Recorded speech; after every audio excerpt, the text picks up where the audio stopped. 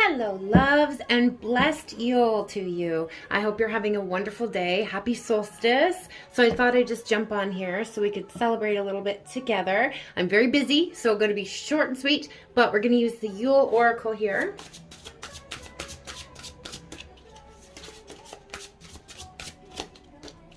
Just Christmas music I have on in the background. I don't own the rights to it.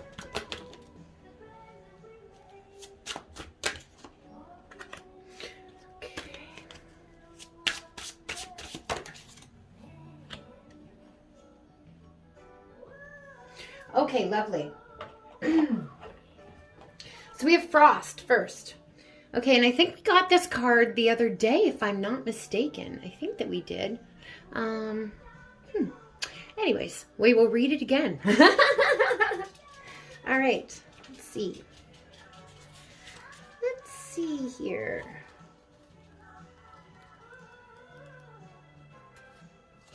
Divination and signs. So be paying attention to those signs, okay? They're happening really rapidly. If you're noticing, things are kind of increasing, kind of speeding up a little bit, okay? So, winter offers a multitude of ways to practice divination. Puddles, frozen lakes, and icicles are excellent surfaces for scrying and finding answers to your most burning questions. However, frost isn't the only place to look for signs. There's subtle clues everywhere for those who are in tune with the universe. Frost has come into your spread to let you know that the signs that you've been looking for are all around you. You are guided to have more awareness and to trust in your ability to read them. Everyone is capable of being guided by their inner spirit. But you block these capabilities when you doubt these little pings of wisdom that occur for you. If you see a butterfly and believe it to be a sign, then it is. Same goes for colors, words, or sounds, songs you hear throughout the day. Don't discredit yourself by ignoring things. They may seem silly to others, and that's okay. You're an illuminated soul, and you're guided by a force that transcends a lack of faith. Beautiful. Okay, so we have darkest hour here as well. And we do have a new moon coming up on the 23rd, day before my birthday. Okay. I'm dreaming of White Christmas is on in the background. Definitely don't have to worry about that if you're in my neck of the woods. We got dumped on the other day. Like, I'm not even kidding. The snow at the end of my driveway where the plow dumped everything in, so it goes up like at least a couple of feet, was up to my waist. And the rest was still really, really high. And I have to shovel out my backyard too a little bit, so my dogs have somewhere to go. So yeah, it was crazy. And we're actually supposed to get another whole big dumping of snow right over Christmas. So that snow, though, is gentle healing, right? And maybe, keeping people indoors so they can just, heal, stay kind of quiet.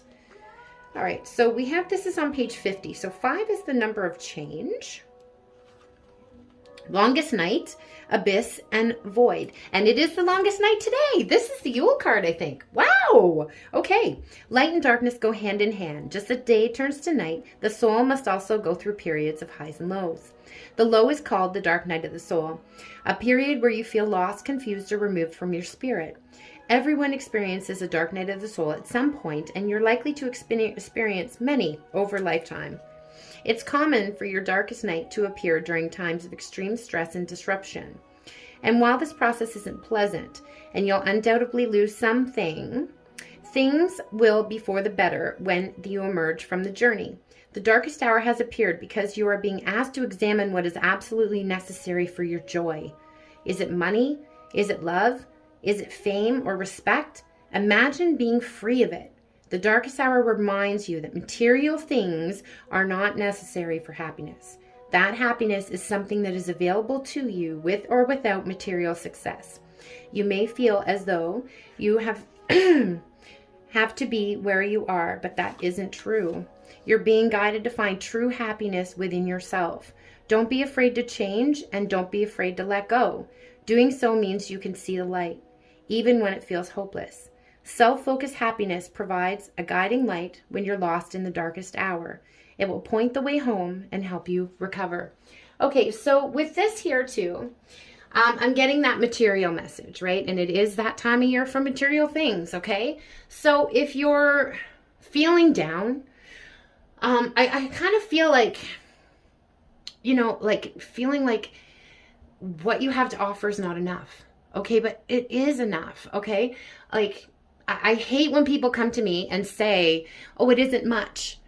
If you took the time out, you know, and I posted this in my story, out of like 7 billion people on the planet to think about me and to send me a card, you know, type me a greeting on that day, put the energy into making me something, baking me something, and purchasing me something, don't ever say, because it is enough. Okay, so I really feel like someone's going through that right now, maybe feeling like they don't have anything to offer, maybe, you know, money's tight, you don't have a lot for gifts. Okay, don't worry about that. I'm just hearing all I want for Christmas is you. All right, so there you go. All right, and right before I sat down to do this, it was The Greatest Gift of All was on. That's the song. And the lyric goes, knowing you're in love with me is the greatest gift of all. All right, so I don't know who needed to hear that, but we're going to put that out there. All right, then we have beautiful ornaments. Look at this. Lovely. And we have the red and the pinks here. Okay, those are sticking out. So root chakra, crown chakra. I've been feeling a lot of activity in the crown chakra today. I've been like having little dizzy moments. I'm like, oh, something's happening. And just kind of ground myself for a second. Again, a little bit of pressure in my head too. So I don't know if you've been experiencing that. But what's interesting about that color combination is in a mirroring high level soul connection, you're connected at the heart chakra and it mirrors off from there. So the crown chakra and root chakra mirror to each other. So you could be clearing out those in both your masculine and your feminine energy, if that makes sense to you. Okay, let's have a look at the ornaments card. All right.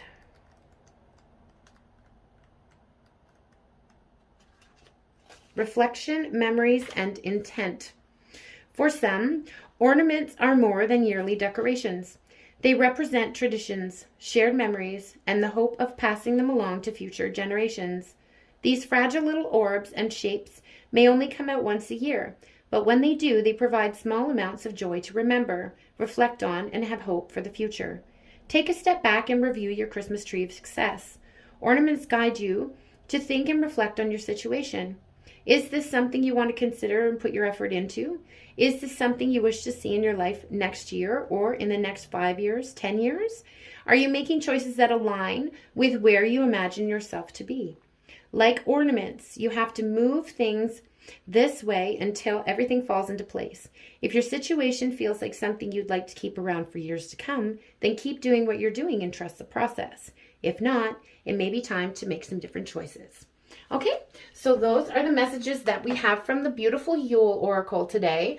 If you guys want to, do some magic tonight for the solstice, the colors, of course, for Yule are red and green and white and silver and gold. Okay, so all of those have different energies, of course, with each candle color. Okay, my practical magic deck lays that all out. So if you're interested in any of my decks, link to my card shop will be below. If you'd like to look into your own personal situation, again, the information will be below. Please hit that like button, guys. Blessed solstice. I'm wishing you so much love, light, magic, blessings, and of course, witch, third eye kisses. Give me MsMerlin, the good witch of the north, out the Shador.